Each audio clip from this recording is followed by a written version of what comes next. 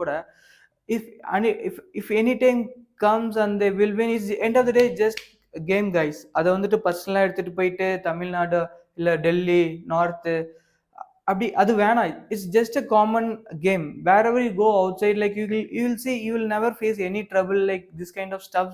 நீங்க எங்கேயுமே பார்க்க மாட்டீங்க. ஒரு ஜெர்சி கிழிக்கிறதோ அது பார்க்க முடியாது.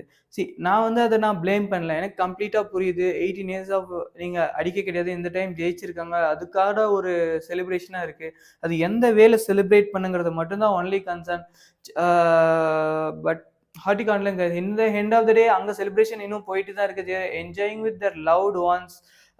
நம்ம தான் நம்மளோட லவ்ட் ஒன்ஸோட ஒரு லைஃப் வந்துட்டு போயிருக்கு. ஒரு சின்ன 15 இயர்ஸ் ஓல்டு ஒரு பொண்ணோட இது, அந்த இன்னொரு சின்ன பையன், அந்த அந்த இமேஜை பார்க்கவே முடியல ட்விட்டரில்.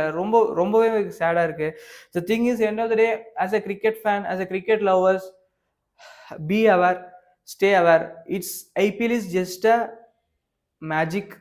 சும்மா வந்துட்டு பண்ணிட்டு பிஸ்னஸ் சம்பாரிச்சிட்டு போகிறாங்க. போங்க, ஜாலியாக என்ஜாய் பண்ணுங்க, அவ்வளோதான். ஒரு ஃப்ரெண்ட்ஸ்குள்ளே ஜாலியாக வந்து ஒரு ஒரு ஆர்குமெண்ட் போதா, ஹெல்த்தியாக பண்ணிக்கோங்க, அவ்வளோதான். அதில் வந்துட்டு நான் இவனை வந்து நிறைய நியூஸ் பார்க்க முடியுது. குத்தி கொண்டுட்டான், RCB fan, CSK, Mumbai fan, மாற்றி இதெல்லாம் எதுக்கு?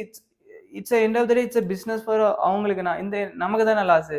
ஸோ அதெல்லாம் எதுவும் வேணாம். ஜஸ்ட் பியூரா என்டர்டெயின்மெண்ட்டாக மட்டும் பாருங்கள். தட்ஸ்